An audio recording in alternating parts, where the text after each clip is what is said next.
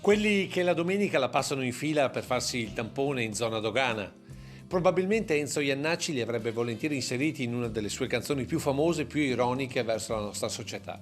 Del resto anche queste immagini oramai fanno parte del quotidiano nell'era del coronavirus. Così dopo le proteste per le file interminabili, alla fine anche questa domenica in tanti si sono armati di pazienza e hanno atteso il loro turno affrontando il serpentone d'auto che peraltro in questa domenica fredda e nebbiosa era meno lungo del solito. Pazienza ma anche inventiva per sfruttare al meglio il tempo di attesa. Siamo talmente rotti le scatole di stare a casa che è un piacere venire qui oggi, almeno siamo usciti, siamo armati di giochi. Pokémon, lei studia, io gioco in borsa, cioè, cosa vuoi? Si può fare tutto. Poi c'è chi, vista l'ora, non rinuncia al pranzo. Si è fatto il pasto a casa? Sì, sapevo. Il realismo purtroppo porta a queste cose. Il tampone per che cosa? Per la fine quarantena si spera.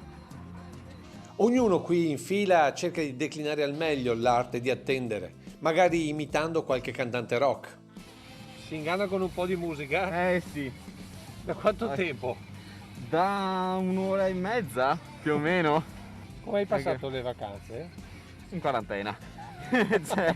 E poi, come dire, domenica è sempre domenica, anche per mettersi al volante. A farsi il tampone con la Spider. Sì, ho questa. E purtroppo non posso fare altro. Pazienza virtù dei forti e non per tutti, visto che più di qualcuno poi ha girato la macchina verso casa. Ma il premio alla resilienza per il tampone in questa domenica di nebbia fredda che ti entra nelle ossa è per chi la fila alla dogana l'ha fatta in sella ad uno scooter. Il motorino si poteva passare avanti, invece adesso... Però no, non si può. Ti senti le parole delle altre. È meglio fare la fila. Da quanto hai in fila il motorino? Adesso 2 ore. Non fa freddo. Fa freddo, però che devi fare? Bisogna, per lavoro. Se non lo faccio non vado a lavorare. E alla fine, in questo contesto, immancabile il messaggio direttamente al direttore generale Benazzi. C'è un problema che la Guardia Medica fa fatica a rispondere per prendere anche gli appuntamenti. Tutta la giornata di ieri per prenotare l'appuntamento qui e ha risposto solo ieri sera alle 22:10.